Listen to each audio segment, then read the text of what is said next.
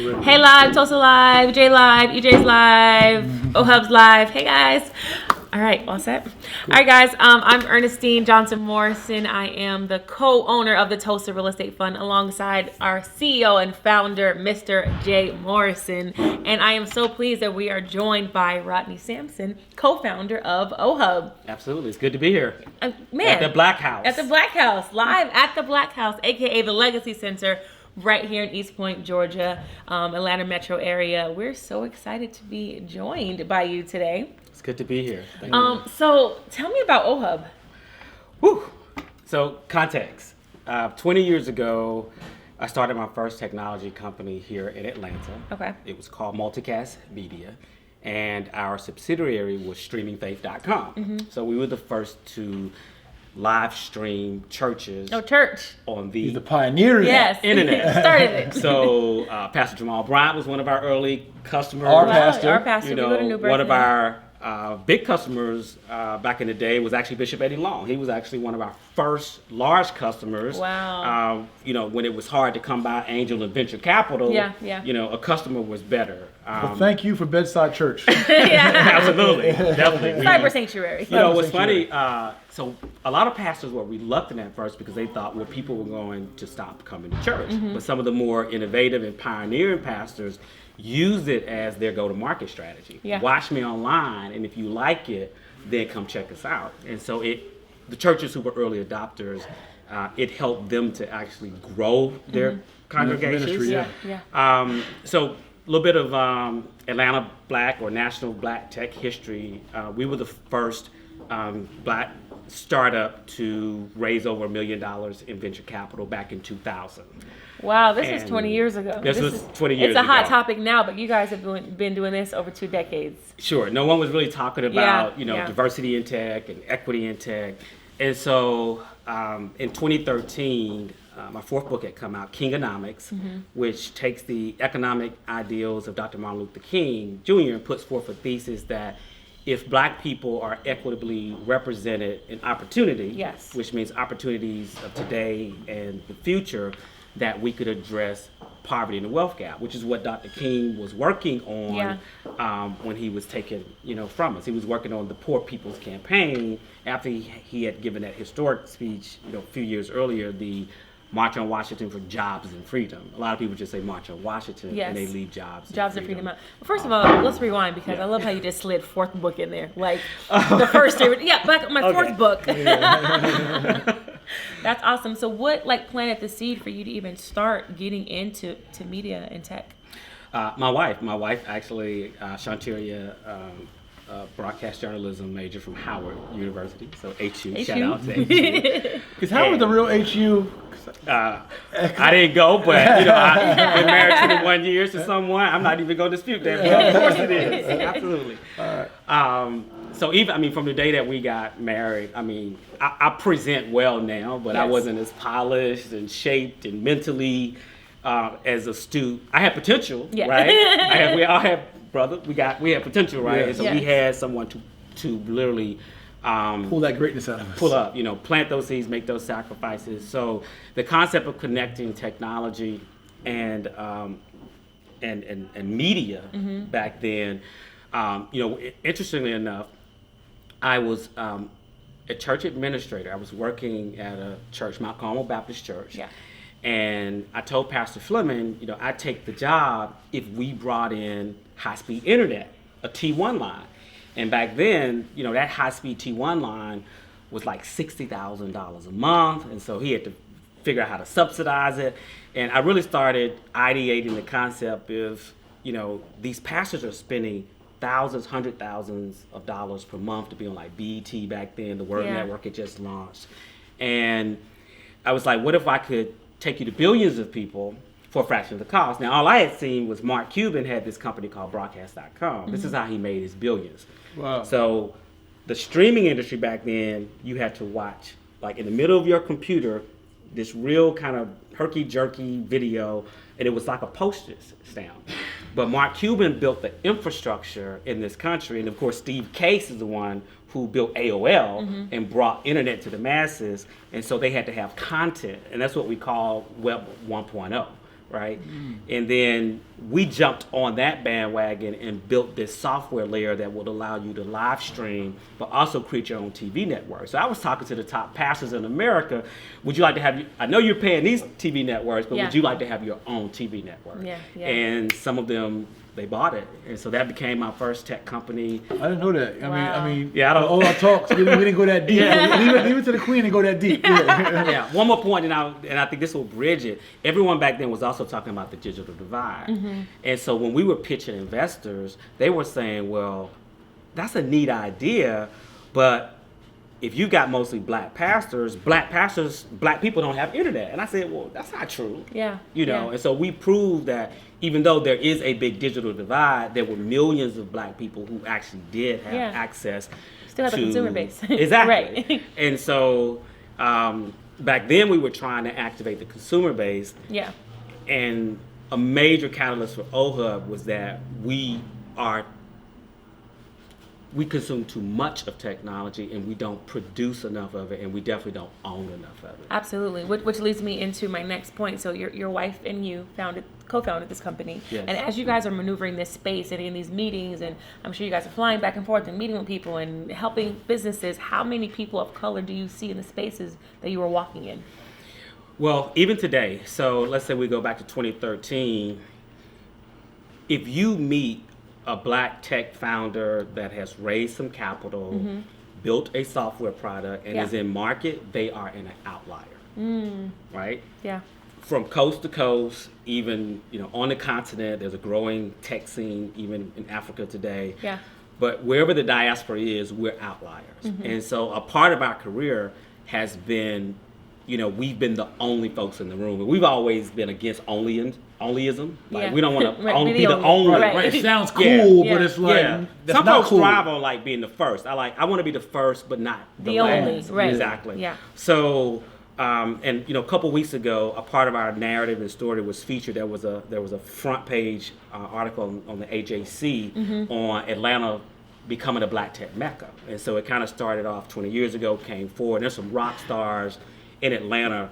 And we are that black tech mecca, but it's still very nascent. Yeah. When you've got 10 black tech companies that may have raised, over $1 million in venture capital, to build their company. Why do you think there's such a huge deficiency on that side of the spectrum? Because as we see with technology and apps, from Twitter to TikTok to Instagram, I mean, people of color usually are the ones that get these sites and these applications popping. Why is there such a lack of diversity on the other side?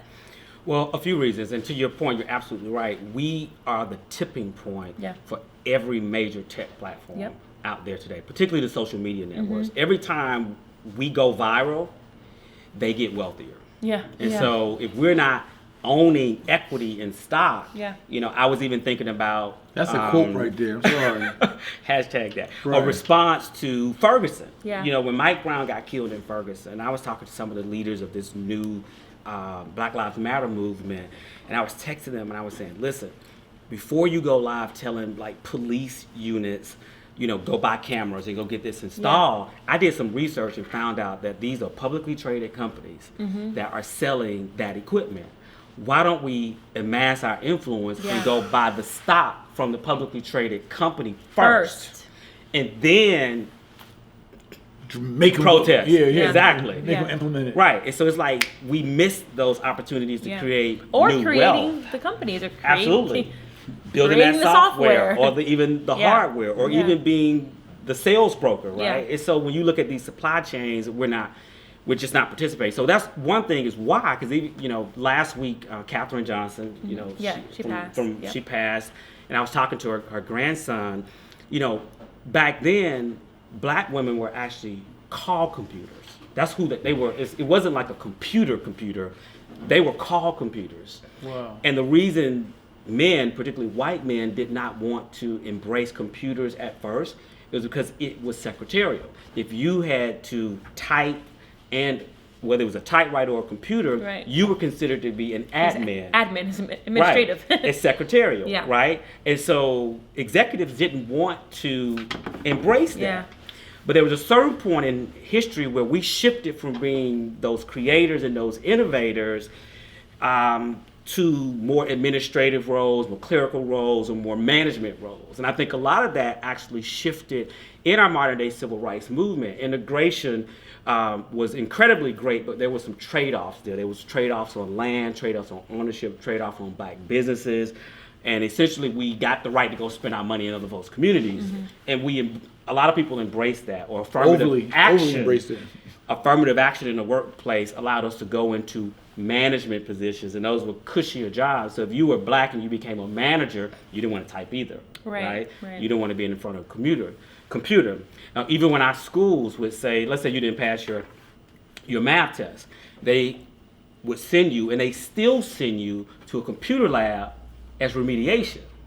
So do you want to go to the computer lab? Right. You want to pass your test and stay out of the computer lab. So I think that's complicated, but at some point, to open up this kind of Pandora's box, I think white men got the clue and was like, we're going to go to do the thing that everybody else is not doing. They don't want to do it. Right? And we're going to make that the thing to do. And I think that's where it actually started. I mean, in this work, and I'm pretty outspoken about like not sugarcoating it, inside of our tech world, there is still a lot of discrimination, bias. You talk about white supremacy. The languages, even the code is racist. Meaning like when you're doing programming, the whole concept of slave master is a thing. Like that's common. Like one computer is a slave, the other one is the master, right? Wow. Or one it's is like the code common base. Lingo. So it's in their consciousness or integration is bad, segregation is good. You want to have segregated databases, not integrated databases, right? So the whole consciousness of the industry is actually programmed already. We're supposed to be talking about South. Yeah. You don't get there. But I almost want to say Rodney Sampson, the tech activist. Right, exactly. Tech activist. So what is the solution? The solution? Yes. What are the solutions that OHUB is bringing to the table, and what do we have coming up? And let me say for our audiences watching on all these different cameras and feeds, OHUB is Opportunity Hub. Opportunity Hub. Yes, just you guys are aware. And as you answer that question for my wife, I want to ask you also, why Opportunity Hub? Why that name? Why that name? Yeah. So first, to answer, to defer to the Mrs. here, when we walked into today's exhibit, we came in on the tail end, and this prophetic word, futuristic word went forth of intentionality. Yes. Right. And so, to be quite honest, we know just based upon what we've seen in terms of this thing called the future of work, and I'll give you a stat. This decade, this is McKinsey, which is one of those well-respected consulting firms and think tanks. They do a lot of research. They predicted that if we keep doing what we're doing in the next decade, Black America will lose 4.5 million jobs, and that will impact Black men the most. And it's not just blue collar jobs. Everybody thinks automation is going to be the robots, the drones, and factories, but there's technologies and companies that are even addressing white collar jobs, like the concept of a junior lawyer or a paralegal. Like think about with like the securities work and the prospectus, a lot of that stuff was just cookie cutter, right? Lawyers just make so much money because they cookie cutter 90% of it and they 10% the rest. But what if the 90% was automated and you could answer a questionnaire and it put together the legal work? And so there are people who are like constantly thinking about that type of technology. So when we launched Opportunity Hub, the first response was we didn't want technologists, people who wanted to work in tech. We didn't want entrepreneurs to have to go through and endure what we did. Because doing this 20 years ago, there was no safe space in terms of going to work without bias. If I showed up some spaces with my laptop 20 years ago, and I did, just speaking candidly, going to Georgia Tech and going to other predominantly white institutions, folks are like, well, what are you doing here? And I'm like, I'm just working with my co-founders. Well, where's your badge? Why are you on campus, right? And so it didn't feel, creating something from nothing is hard enough. And then when people are layering, their self-hatred on you, makes it even more complicated. And so the first iteration of Opportunity Hub actually was a co-working space. And in 2013, we launched first and largest Black-owned co-working space in the country. It was downtown. Downtown Atlanta. Downtown Atlanta, actually in the 200 Peachtree building. Oh, yeah. Yeah. Okay. Old Macy's building. Yep. And we grew very fast. We grew to 3 campuses. But what we realized was that our people needed more than a place to meet and convene. Because I think as a people, we meet at church, we meet at mosque, right? We meet in our homes. We know how to meet. We know how to meet. We know how to Exactly. We mingle. got panels, we got clubs. Exactly. We got so many. We have conferences that have now been on conference to talk about how we can become a conference again. Yeah. So, gathering is great, but if all you're doing is gathering, and there's no economic output or no intentionality about how people are matched together, right? How people are learning together, Practical and building resources, wealth. real tangible, like Absolutely. action plans, Definitely. strategy. There you go. Yeah. So that was, layer 1 of OHUB was place. And then we started adding programs because people that were coming in, we used to see about 15,000 people come through our different events, meetups, conferences. Our members would start hosting things as well. And so all those people were checking into the space. Yeah. And so we started surveying people, just like when they checked in, asking them a question like, how many of you have an app idea? And well, how many of you can code it? And we realized that there were more people who had app ideas than could actually code the idea. Right. And so light went off, Shantir and I were talking, like, well, reach out to that Iron Yard.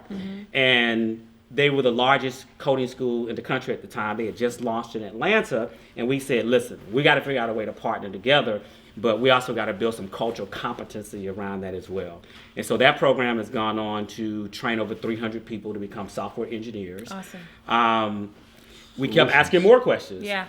Would-be entrepreneurs would say, well, I have an idea, I'm passionate about it, and it really stopped right there. And a lot of people want you to believe in them with their idea, and they want you to connect to their passion. Yeah. And I believe that that's a great starting place, but that won't get you across the finish line. Right. And so we believe entrepreneurship is actually a science, going back all the way to ancient Kemet, right? And you come full circle. Everything was such a science in terms of the engineering and the entrepreneurship and the economics. Somewhere along the way, we know we lost that, and that was through chattel slavery, right? And then through Jim Crow, which we visualize today. And so going through that respective, process, we saw people were passionate but didn't understand the science of entrepreneurship. So we started teaching them ideation, design thinking, business model canvas, business model generation, customer discovery, or customer empathy. Can you understand your problem enough so that you can empathize with it so that you can truly solve it? A lot of people are trying to solve problems because they're excited about it, but they don't really know the problem that they're solving. Right. And so when you can it's sort of like a Christ archetype. Christ had to become us so that he could save us, right? So Come on. when you implant yourself into a problem, then you see, even in economics, you see the supply chains. Because when you work at a job, you're like, God, why don't somebody just fix that? Yeah. That's the business opportunity right there. Finding that problem, find the gap, solving it that people are willing to pay for. So OHUB started to develop these incubator programs. We call them pre-accelerator programs. And then naturally from there, we started actually investing in these companies, which, the whole concept of investing in startups, everyone wants to invest in a company when it's public, when it's been de-risked, right? A lot of people, because we didn't get that memo, that the true wealth is created before the company goes public. Right. Right? Peter Thiel invested $500,000 in Facebook. Yeah. Okay? When it went public, his stock was worth $450 million. Wow. Crazy. Right? And you may say, well, I don't have the money. Sean Parker from Napster didn't put money in, but he connected the two and got equity. Yeah.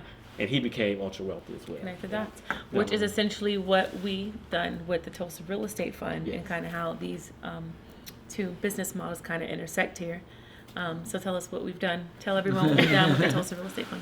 Well, everyone, super excited that with the Tulsa Real Estate Fund, we have been able to pool our dollars and resources together, practice group economics.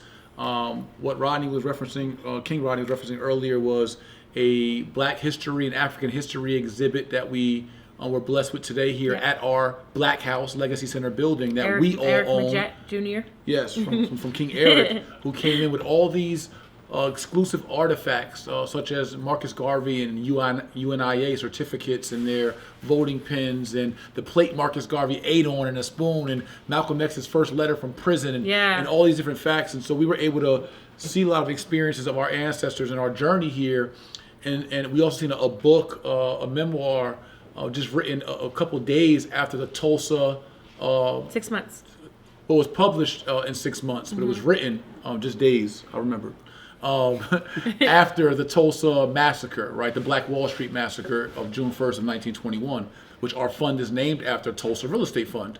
Our fund was also inspired by Marcus Garvey and the UNIA, who was the first African man in America to have raised millions of dollars of securities through security sales to buy 5 boats and ships and factories and newspapers. And so our fund is inspired by that spirit of Marcus Garvey and the UNIA and group economics, the spirit of Black Wall Street of Tulsa, Oklahoma, in which we're named after.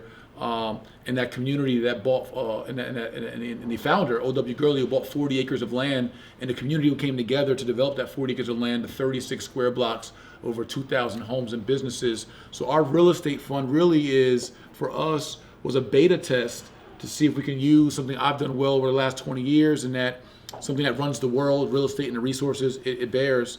If we could use that to pull our dollars together and show proof of the concept of group economics. Yes. So really cool, one of our executive members, King JD, who's our head of investor relations, he's somehow connected with Rodney. I think you guys are frat brothers maybe? Frat brothers. And say, I got a guy, King, he's aligned with your vision, very successful, believes in technology, et cetera, et cetera, et cetera. JD was the Napster. He just connected it all. He connected the dots. Connected, right? And so what I love most is it's so interesting because I'm not in my mind a tech guy, but I'm so much a tech guy. Right? Tulsa Real Estate Fund raised over $8.5 million to date through multiple softwares and technology. And applications. Right? and applications, et cetera. We've been able to, the Jay-Morrison-Academy, our sister company, Inc. 500 organization that, again, digital education, online education, technology. And over 100,000 students. I am not as versed as I probably could be, should be, or want to be in tech, but I have been able to leverage certain things in technology to create a lot of what we've created today. Yes. And I'm really excited. We have a partnership we want to announce to you all and an initiative we want to announce to you all that supports both the work that our organizations have been doing. He and his wife, Shantaria, as co-founders of OHUB, and Ernestine and I as co-founders of Legacy Center and partners in Tulsa Real Estate Fund, how we can bring to our community and our youth especially, and all of us, the future of work, as he calls it. Yes. And this initiative with these cool shirts we're wearing. I'm black and I'm hired. Okay? Right? I'm black and I'm hired. Say it again. I'm black and I'm hired. She's a hired actress. Working actress. So we will be at South by Southwest coming up. Yes. March 12th through 16th. OHUB. OHUB at South by Southwest meets Tulsa Real Estate Fund. So we will be in Austin, Texas. Jay and I will be there the 13th and 14th, and you guys will be there for across 4 days, 12th through the 16th. So you guys have to come meet us in Austin, Texas in just 2 weeks? 10 days. 10 days. We're 12 days. 12 days. We are 12 days away. 12 Yeah, days. today's 29, 13. Tough 13 days. I don't know what calendar you're looking at. We will be in Austin, Texas with OHUB, so you have to meet us out there. Yeah, so the cool part about something that we found this synergy, because I couldn't figure it out at first. Like, I know we do technology and we use it, but where does that have a formal collaboration, right, in the future work in technology and things we plan to do? And so one cool thing that we figured out, and by the way, at South by Southwest, at OHUB South by Southwest, we'll be hosting a corner class there, so live corner class. Yes. King Rodney's gonna tell you a little bit more about that. I want him to kind of give our run of our run of the week, and some panels will be on as well. We'll be just building and networking, right? But one cool thing I thought about our collaboration was how through leveraging technology in the future of work, we create more jobs, right? Especially jobs in a space where we represent sometimes less than 3% of, right, these technology jobs. And through that technology bag, we all know it's money in technology. Through that technology bag, we also collaborate to show folks how to use that money they're earning from the technology jobs to build more family wealth, more real estate ownership, Yeah. to have more passive real estate income through TREF, to have more, all the things that we offer here in our educational platform. So I thought that was a really synergistic and organic collaboration from us, from you and your expertise and your organization, showing how we can create more jobs in a space where we lack in opportunity and jobs, and how we, from a perspective of educating and providing opportunity and investing, can create more investment opportunities and vehicles for the new wealth that we create through being black and hired. And so we want you all to support this initiative. As I want to pass to King Rodney to talk about what we're going to be doing in South by Southwest. But I do want to mention TREF, T-R-E-F, OHUB, O-H-U-B, .com, right? So TREFOHUB.com, our collaboration. You guys can get these shirts. You guys can get tickets to come to South by Southwest with us. And you'll be supporting a really cool cause that we support and that King Rodney's going to tell us about, of why we're going to South by OHUB South by Southwest, or we're branding it OHUB South by Southwest, because he and his wife have done some really cool things there the last several years. And so can you tell us about that experience and what they get from us there? Absolutely. So each year, this will be our 5th year, we run an open application for OHUB. We call them OHUB members. So we have over 5,000 and growing college students around the country at about 400 universities. Every HBCU is represented. We even have Hispanic serving institutions, MSIs, tribal colleges. Wow. We run the gamut. We go from Howard to Harvard, Babson to Benedict. So then we select them through a process where we give that database to our tech companies. And the tech companies go in and say, I want to interview that person, I want to interview that person, I want to interview that person. And then we select those people, and then we select the rest through internal committee. So this year we're bringing 500 college students from around the country. Awesome. As the young folks say, they're going to be flued out. Is it flued out? Flued out.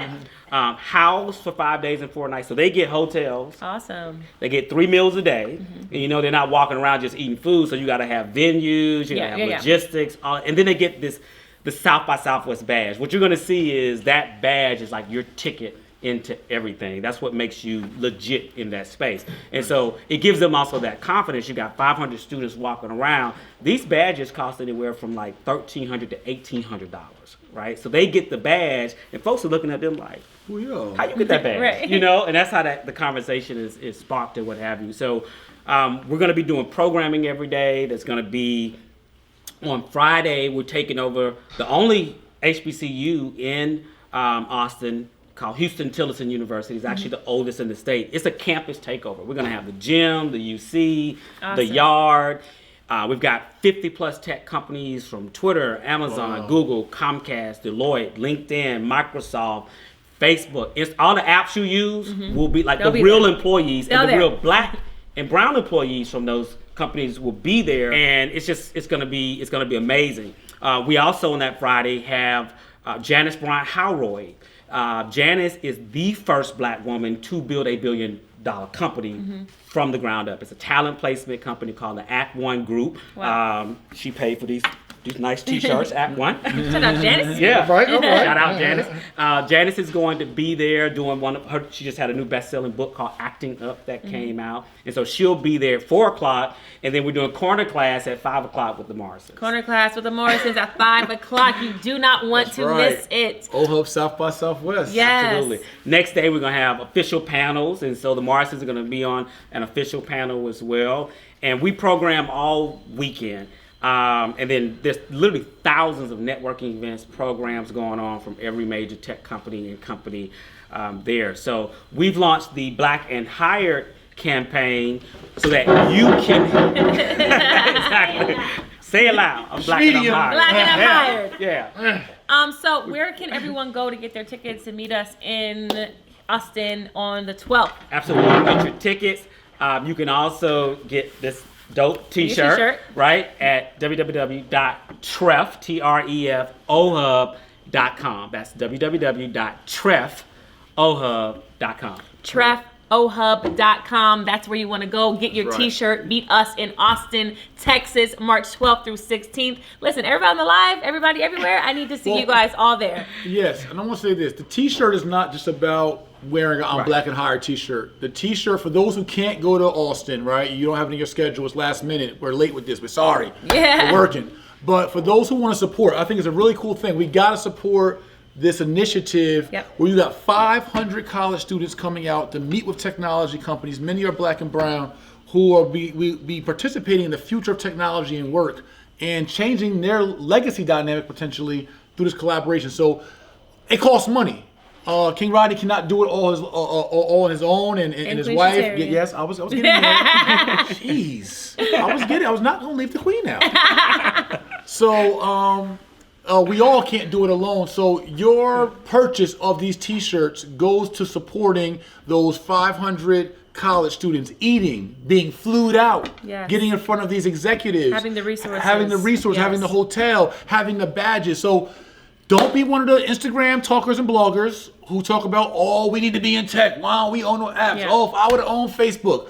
You have an opportunity to simply contribute, buy a T-shirt, or come to South by Southwest to see people who have a track record of doing the work to put our people in position to be a part of those organizations. So let's all be intentional about making our contribution to this initiative. It's not just about just looks again, right? It's a cool T-shirt though. I'm black and I'm hired. You know, I'm hired. I hired myself. That's cool, but we need you all really to support. Honestly, I mean, he's been doing. He and his wife, and O-Hub is an organization. Have been doing it for 5 years now, and we want to be a part of supporting these youth and them having a great experience. We ain't just talking about eating, little quarter waters and little snacks. We want to have them eat good and travel good and be representative of our people in excellence. So again, TREF, T-R-E-F, OHUB, OHUB.com, TREFOHUB.com. Go to the website, and not only go to the website, just like you guys share all type of memes and flyers and shade room posts, share this post, share this live, share the website with your friends, put it in your group chat, put it in the DMs, let's support. And meet us on the website. Yeah, meet us in Austin. Yes. OHUB, TREF.com. That's right. Awesome. Now, thanks, guys. I got to do something real quick. I know you got to go. We've been taught that you never come to someone's house empty-handed. Okay. Okay. I was taught that too. Okay. And one of my mentors, Dr. John Maxwell, he teaches this principle: extend a heart before you extend a hand. Right? A lot of people want to come and extend a heart. I mean, they want a hand, but they don't want to extend a heart. And so, being a part of history. This is Black history that we are in, and I'm talking to our folk there as well, because I want you to follow suit. We get a lot of people that may not have the money that we've been afforded a lot of times to invest in these tech companies, invest in these startups, and folks are like, I want to invest in something. I want to be a part of something. I want to generate wealth as well. And with equity crowdfunding, I mean, it makes me think about when we were using our own money to lobby for equity crowdfunding. I'm going to introduce you one day to David Wild. He's on our board, but David wrote the legislation for Title IV of the Jobs Act, which made Reg A Plus even possible. Yes. Right? Yes. Reg A Plus of the Jobs Act wasn't an original provision that was there. They wanted it to be really, really small raises of $1 million. And someone came, he wrote a white paper, and he was the former vice chairman of NASDAQ. And so they listened to David, right? And so that was a little seed we planted lobbying a while ago. But now you got to let us get through South by, because we got a hill to climb. But Shantir and I want to invest $10,000 in the fund. Oh, thank you. Wow. Yes. Wow. Yeah, that's awesome. Equity. Yeah, just let us get past South by. Let's get these kids fed. Let's get these kids fed and get to South by. Yeah. But we appreciate that extension. Much. Thank you, Queen, Thank you. so much. Yeah. We look forward to continue our partnership and how we can work together and do more for the future work, the future of our community. And we'll see you guys at South by. South by in Austin. Indeed. See you guys. TrefOhub.com. TrefOhub.com. I'm black and I'm hard.